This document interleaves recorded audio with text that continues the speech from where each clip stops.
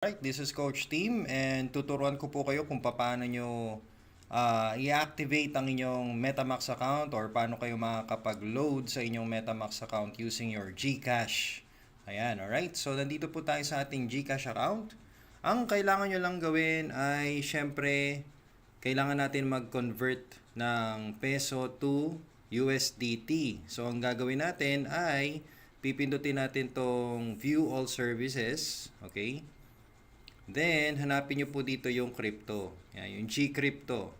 So, sa mga hindi pa po masyadong familiar sa G-Crypto, meron po akong tutorial sa YouTube kung paano ninyo i-activate yan. And it's really easy. Okay? So, kailangan nyo lang po magpa-verify and everything. Alright? Para magamit nyo po si G-Crypto. Okay? So, ito po siya.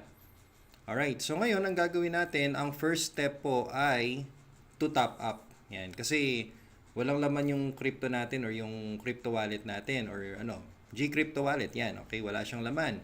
So, kailangan lang natin siyang lamanan at para magawa po natin yan, we need to click on top up, alright? So, pindot lang natin ang top up. Okay, so lagyan lang natin ang laman, sabihin na natin na 5,500, yan, 5,500 para sa 1-star package na i-avail natin. Okay? Then, click on check and click on continue. Alright, here you go. Alright, so pay 5,500. Click lang natin to. Okay, click lang natin yan. At ayan, okay na. So, pipindutin nyo po yung done. Okay, pindutin nyo lang po yung done. Ayan. Alright. Then, wag nyo po pipindutin tong X ha. Wag po. Ang pipindutin nyo po ay yung back to crypto. Okay, ito. Ito nasa baba. Pindutin nyo po yan. Yan. Kasi pag pinindot nyo po yung X, baka magkaroon ng error at hindi ma-deposit yung pera. Alright. So, iwasan natin yon. Alright. So, ayan. Nakabili na tayo ng pan-trading wallet natin for 5,500 pesos. Ang kailangan naman natin gawin, next step, ay bumili ng crypto. Alright, so hanapin natin yung crypto na USDT. Titinan natin yan dito sa See More. Alright, click nyo lang yan See More and ayun siya. Okay, so makikita ninyo si USDT Tron. Okay, click lang natin yan. Then, ang kailangan natin gawin next dito ay pipindutin natin yung buy. Kasi bibili tayo eh. Okay, bibili tayo ng coins niya. Ayan. Then dito, enter natin yung price na 5,500. Okay. Tapos check natin kung magkano yung matatransfer sa atin. Sobra-sobra pala to. Alright. So makikita natin 97 USDT yung matatransfer. Bawasan na lang po natin. So at least alam na natin kung magkano. Okay, 5,1. Ayan. So sakto yung 5,1. Ang matatransfer sa atin ay 90.29 USDT. Alright? So, ngayon, pindutin lang natin to. Okay, buy. Nagbago. Okay, ayan. Pindutin na natin to. Para makakuha na tayo ng 90.29 USDT. And there you go. Alright. So, back to crypto. And, ayan, makikita nyo, nabawas na yung trading wallet. Tapos, may laman na yung 90 USDT mo. Okay? So, ganun lang po kadali. So, next process naman po or next step ay ita-transfer natin to, okay, sa ating MetaMax account na natin tong USDT amount natin to papunta sa MetaMax wallet. Okay? So, ang gagawin natin is of course, i-click natin yung USDT. Okay? Ayan, hintayin lang natin to mag-load. Ayan. And then, next ay magsisend po tayo. Ayan. Pala siyang fee na 2 USDT, kaya po pala hindi siya nag-go through. Kaya nagdagdag po tayo ng laman. Alright, so at least we know.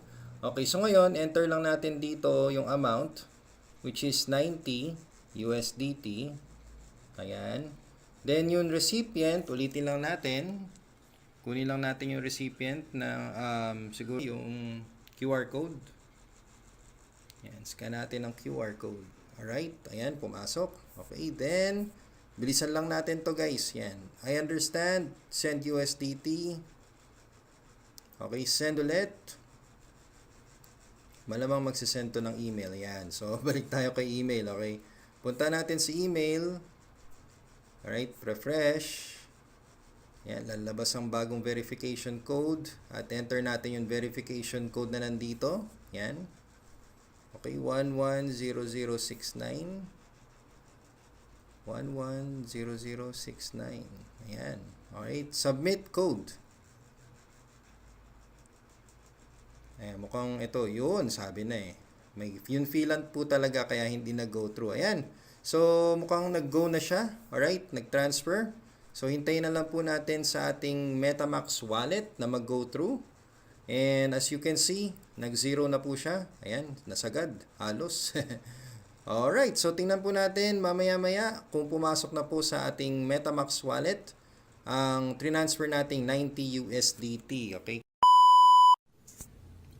At alright, so after 15 minutes, ito na nga, pumasok na nga siya, oh. Ayan, oh. Okay, so pumasok na yun na natin, electronic wallet.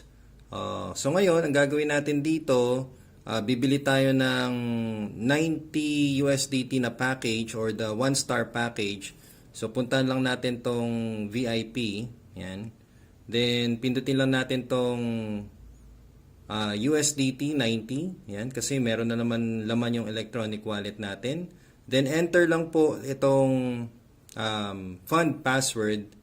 And, tuloy-tuloy na po ito. Okay? So, enter lang po natin yung fund password.